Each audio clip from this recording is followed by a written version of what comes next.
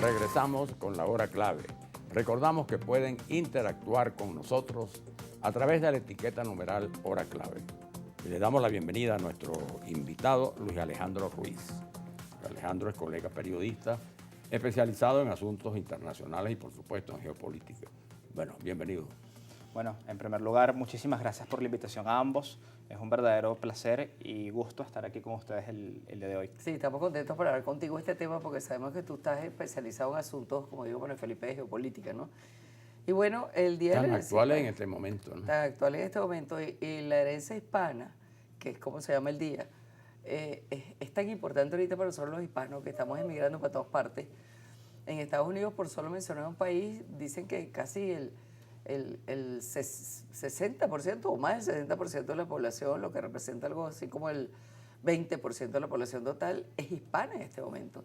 Y la cosa no hace sino aumentar, de manera que, bueno, vamos a tratar de esbozar aquí por qué es tan importante este día, no solamente en los Estados Unidos, sino también nosotros aquí tenemos el mes donde celebramos el 12 de octubre, que es el Día de la Raza, ¿no?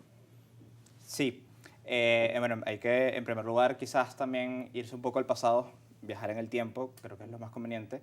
Recordar que el mes de la hispanidad, básicamente de la celebración hispana en los Estados Unidos de América, fue una iniciativa que surgió del gobierno de Lyndon B. Johnson, que venía a ser el heredero de John F. Kennedy después de su lamentable asesinato. Y bueno, yo creo que particularmente es muy interesante también entender un poco en qué contexto ocurre esta celebración, ¿no? Porque más allá de recordar quizás el encuentro entre dos partes del mundo que casi estaban desconocidas. También es importantísimo establecer que eso ocurre justo en el apogeo de la lucha por los derechos civiles en Estados Unidos y que Johnson fue senador por Texas y eso lo hizo quizás sensibilizarse mucho hacia la población hispana porque la presencia histórica de los hispanos en Texas es muy importante. Claro. Y bueno, básicamente lo que bien comentabas de que los hispanos en los Estados Unidos ya actualmente son una de las minorías más importantes que existen. Sí, señor. Y Estados Unidos para el 2050 va a ser el segundo país con más hispanohablantes del mundo después de México. Entonces, es una cuestión bastante importante, es una población que está cobrando cada vez mayor importancia y bueno, también que según varias estimaciones, por ejemplo, de aquí al 2050 van a existir 90 millones de hispanos en los Estados Unidos, pero para el 2100 van a estar 190 millones de hispanos. Entonces estamos hablando de que básicamente Estados Unidos va a tener un país dentro de su propio No es país con cualquier hispanos. cosa, no es cualquier Para cosa. nada.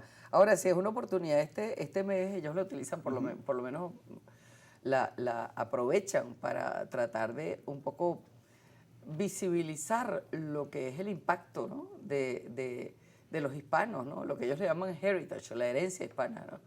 En ese país, de manera que yo creo que este mes van a ocurrir cosas muy importantes como todos los años, pero podríamos hablar un poco nosotros de cuál es ese impacto real, aparte del numérico.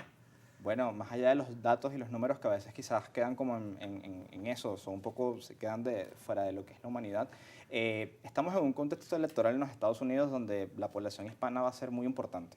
Claro. Y donde los hispanos van a tener incidencia relevante en varios estados claves. Y bueno, evidentemente esta celebración tiene ese tinte político donde las dos candidaturas, tanto la de Donald Trump como la de Kamala Harris, van a buscar pues disputarse y ganarse la adhesión del voto hispano, que no es homogéneo. Cambia dependiendo del estado, de las poblaciones. Y desde luego hay que recordar que Estados Unidos tuvo una colonización bastante variada, ¿no? Lo que hoy es el territorio que comprende los Estados Unidos, digamos. Estuvieron los franceses, los británicos y también los españoles. Entonces, tampoco es que los hispanos llegaron de la noche a la mañana a los Estados Unidos, no tienen varios siglos allí y también forman parte de, digamos, de la identidad de ese Eso es país. interesante cuando acabas de mencionar estas nacionalidades, porque una cosa es hispanidad y una cosa es hispano y otra cosa es latino. Tal cual. Y ahí hay una diferencia, ¿no? Tal cual. Precisamente el término latino se usa en Estados Unidos para las poblaciones que somos de lo que se comprende como lo que es América Latina y parte del Caribe. Y desde luego el término hispano también vino cobrando mucha relevancia, pero se asocia con ambas cosas por el tema lingüístico. Aunque en Estados Unidos le dan una connotación racial, sabemos que eso es un tema que ellos manejan de esa forma, pero sí, en efecto, lo hispano también implica a los españoles. Y eso tiene y bueno, también a la gente de Guinea Ecuatorial, los países donde se habla castellano en otras partes del mundo, no solamente en América Latina y el Caribe. También lo Ahora, engloba. la herencia hispana fundamentalmente con América Latina, ¿no? Que fue el territorio, por supuesto, conquistado y de alguna manera por España. ¿Cuál es la situación actual? Porque siempre se ha hablado mucho de este tema, de la herencia hispana en América Latina.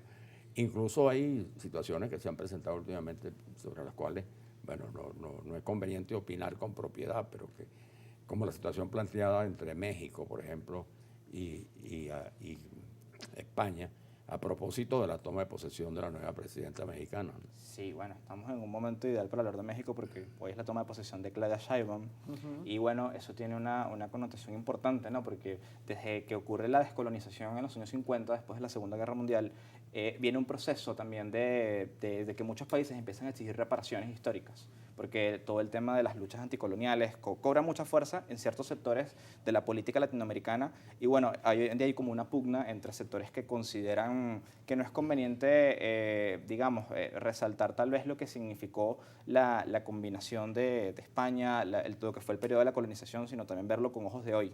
Ver la historia con ojos de hoy puede ser peligroso en muchos casos. Pero si bien es cierto también que varias de esos reclamos, varias de esas cuestiones tienen un antecedente histórico del cual hay que tomar en cuenta y también es importantísimo que los países, sobre todo como España, que es tan importante para las relaciones entre Europa y América Latina, tomen en consideración varias de esas cosas, siempre que se mantenga, desde luego, el principio de soberanía, ¿no? Puede que existan instituciones que no gusten en varios países, pero eso tiene que respetarse, porque la realidad es que el mundo, la humanidad, hoy demanda cooperación y América Latina necesita mucha cooperación. Pero por supuesto. Bueno, tan peligroso es lo que tú decías de ver la historia con ojos de hoy, que a Claudia, a la señora esta presidenta que hoy asume, le han salido historiadores mexicanos importantísimos que contradicen la postura de ella, de manera que es bastante controversial eso, ¿no? Bastante. Y le están saliendo, Sí, claro, las le están réplicas. bateando de su propio terreno, ¿no? Claro. Ahora fíjate, hay otra cosa, yo cuando te preguntaba anteriormente lo de el impacto de las comunidades, la procedencia latina, pues la herencia latina, era básicamente en las contribuciones que han dado los países, porque es un buen momento para hablar de eso, como decía Manuel, porque en este momento, por ejemplo, la inmigración es uno de los fenómenos más lacerantes en las últimas décadas, ¿no? Y los venezolanos estamos migrando por rumas, pero sin embargo hay quienes sostienen y con cifras que la migración ha sido sumamente positiva para los países que la han recibido. Totalmente. Quizás hoy la migración se plantea como un problema y se habla desde ese punto de vista porque básicamente es una discusión que cuando los términos importan mucho y las palabras tienen una carga ideológica, una carga política que siempre es conveniente tomar en cuenta a la hora de analizar estos factores. La migración venezolana, desde luego, ha contribuido muchísimo en varios países de América Latina a fortalecer, por ejemplo, el sistema de salud de países como Chile, a fortalecer economías que están en situaciones donde hacía falta capital humano capacitado, estudiado, y hoy en día los venezolanos están contribuyendo. Vemos cómo hay venezolanos que están en las principales universidades del mundo también haciendo vida académica, científica, de investigación. Y desde luego, cuando hablamos de las comunidades latinas, es muy importante como que entender que son básicamente unas diásporas, en lo que se entiende como la palabra diáspora, como ocurrió con el caso de la India, ocurre con el caso de incluso las diásporas africanas. Y lamentablemente los gobiernos de América Latina no han quizás pensado desde el punto de vista de integración regional en una estrategia para abordar el aprovechamiento de esas diásporas y fortalecer, digamos, esa cooperación norte-sur, pero donde desde luego América Latina pueda sacar provecho de su capital humano que ha emigrado. Y básicamente, por ejemplo, los países africanos en la Agenda 2063 de África tienen entre sus planteamientos comunes todos el aprovechamiento de sus diásporas, porque se sabe que las diásporas africanas están contribuyendo a nivel económico en países europeos, incluso en Norteamérica, en Canadá y Estados Unidos específicamente, y América Latina no se ha puesto las pilas, vamos a decirlo así, con eso. Y será muy interesante, desde luego, si vamos a hablar de cooperación, aprovechar toda esa cantidad de recurso humano, de talento humano que existe, bueno, también para fortalecer las universidades, fortalecer incluso la cooperación comercial, las relaciones económicas, las relaciones diplomáticas, que desde luego son importantísimas. Claro. Ahora, desde este punto de vista, esta es una fecha verdaderamente importante porque, como señalaba, siempre es importante pues darle un vistazo a la historia y sin duda alguna pues ver el pasado, ¿no? Valorar el legado, las herencias históricas importantes. Y en este caso para América Latina pues la referencia inmediata es España, ¿no? Y esos años de la conquista, ¿no? Sí, desde luego. O sea, digamos, los latinoamericanos somos una combinación de muchas cosas. Y la verdad es que una cosa importante y es dejar de ver la diversidad como algo negativo, porque eso siempre es lo que apuntan los sectores más extremos, como que no me gusta lo que heredamos de España o no me gusta lo que heredamos de los pueblos originarios o de los pueblos africanos. No, La diversidad no puede ser un problema, la diversidad puede ser una fortaleza en la medida en que, Claro. en que se conciba como una posibilidad de cooperar y de coexistir.